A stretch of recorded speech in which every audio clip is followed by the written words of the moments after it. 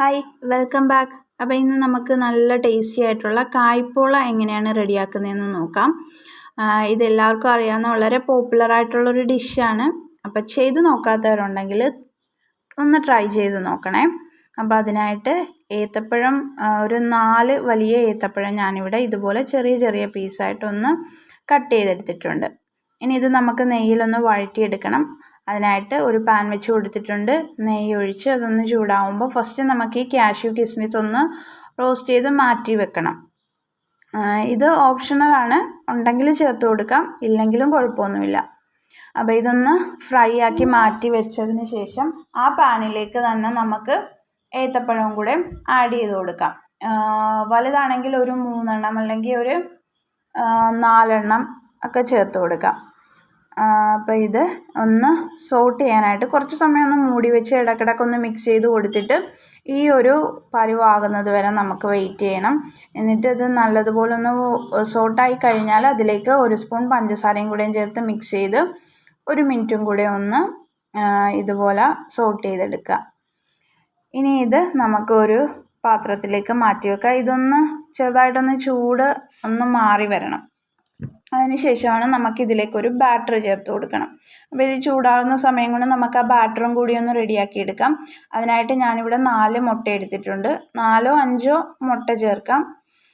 ഇനി അതിലേക്ക് ഒരു 1/2 കപ്പ് പഞ്ചസാര, ഒരു നുള്ള് ഉപ്പ്, ഒരു 2-3 ഏലക്കായ, പിന്നെ 1 സ്പൂൺ പാൽപ്പൊടി, ഇത്രയും കൂടെ ചേർത്ത് നല്ലതുപോലെ ഒന്ന് ബ്ലെൻഡ് ചെയ്ത് എടുക്കുക. എന്നിട്ട് ഇത് നമുക്ക് റെഡിയാക്കി വെച്ചിട്ടുള്ള പഴത്തിലേക്ക് ഒഴിച്ച് ഒന്ന് മിക്സ് ചെയ്ത് കൊടുക്കാം. അതിൻ്റെ കൂട്ടത്തിൽ നമ്മൾ നേരത്തെ റെഡിയാക്കി വെച്ചിട്ടുള്ള കാഷ്യൂ കിസ്മിസും കൂടെ ചേർത്ത് കൊടുക്കാം. അത് ഫുള്ളായിട്ട് ചേർത്ത് കൊടുക്കണമെന്നില്ല, കുറച്ച് നമുക്കൊന്ന് ഡെക്കറേഷന് വേണ്ടി മാറ്റി വെക്കാം.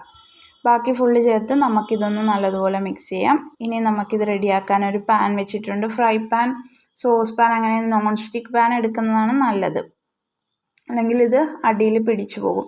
അതിലേക്ക് കുറച്ച് നെയ്യൊന്ന് സ്പ്രെഡ് ചെയ്ത് കൊടുത്തിട്ട് നമുക്ക് ഈ ബാറ്റർ ഫുള്ളായിട്ട് ഒഴിച്ച് ഒന്ന് ഇതുപോലെ സ്പൂണും കൊണ്ടൊന്ന് സ്പ്രെഡ് ചെയ്ത് കൊടുക്കണം. ഇനി ഇത് ഡയറക്റ്റ് ഫ്ലെയിമിൽ വെച്ചാൽ ചിലപ്പം അടിയിൽ കരിഞ്ഞു പോകാനൊക്കെ ചാൻസ് ഉണ്ട്. അപ്പോൾ അതുകൊണ്ട് നമ്മൾ വേറൊരു പാൻ ചൂടാക്കി അതിലേക്കാണ് നമ്മൾ ഈ പാൻ വെച്ച് കൊടുക്കുന്നത്. എന്നിട്ട് ഏറ്റവും ലോ ഫ്ലെയിമിൽ ഇട്ടിട്ട് ഒരു 10-20 മിനിറ്റ് എടുക്കും, ഒരു 20 മിനിറ്റെങ്കിലും എടുക്കും ഇതൊന്ന് റെഡിയായി വരാൻ. നമ്മുടെ പാനിൻ്റെ ആ തിക്നെസ്സൊക്കെ അനുസരിച്ച് സമയം അഡ്ജസ്റ്റ് ചെയ്യേണ്ടി വരും. ഇതിൻ്റെ മേൽഭാഗം ഒന്ന് വെന്ത് റെഡിയായി വരുന്നത് വരെ നമുക്ക് വെയിറ്റ് ചെയ്യാം. കുറച്ച് സമയം കഴിഞ്ഞിട്ട് നമുക്കിതുപോലെ ഇതിൻ്റെ മുകളിലേക്ക് ഈ മാറ്റി വെച്ചിട്ടുള്ള കാഷ്യൂ കിസ്മിസൊക്കെ ചേർത്ത് കൊടുക്കാം. ഇനി ഇത് മൂടി വെച്ചിട്ട് ഏറ്റവും ലോ ഫ്ലെയിമിൽ ഒരു 20 മിനിറ്റൊക്കെ കഴിഞ്ഞിട്ട് നമുക്ക് നോക്കാം. അപ്പോൾ ഇതുപോലെ ആയി വന്നിട്ടുണ്ട്. ഇനി ഇത് നമുക്കൊന്ന് മോൾ ഭാഗം കൂടെ ഒന്ന് റെഡിയാവാൻ വേണ്ടി വേറൊരു പാനിലേക്ക് കുറച്ച് നെയ്യ് തടവിയിട്ട് അതിലേക്കൊന്ന് ഫ്ലിപ്പ് ചെയ്ത് കൊടുക്കാം. ഒരു 2 മിനിറ്റൊക്കെ വെയിറ്റ് ചെയ്തതിന് ശേഷം ഇത് നമുക്ക് ഒരു പാത്രത്തിലേക്ക് വീണ്ടും ഫ്ലിപ്പ് ചെയ്ത് കൊടുത്താൽ നമ്മുടെ കായ്പോള ഇവിടെ റെഡി ആയിട്ടുണ്ട്. ഇത് നമുക്ക് ഇഷ്ടമുള്ള ഷേപ്പിൽ കട്ട് ചെയ്ത് സെർവ് ചെയ്യാം. അപ്പോൾ ഇഷ്ടപ്പെട്ടാൽ ഒന്ന് സബ്സ്ക്രൈബ് കൂടി ചെയ്തേക്കണേ. Bye.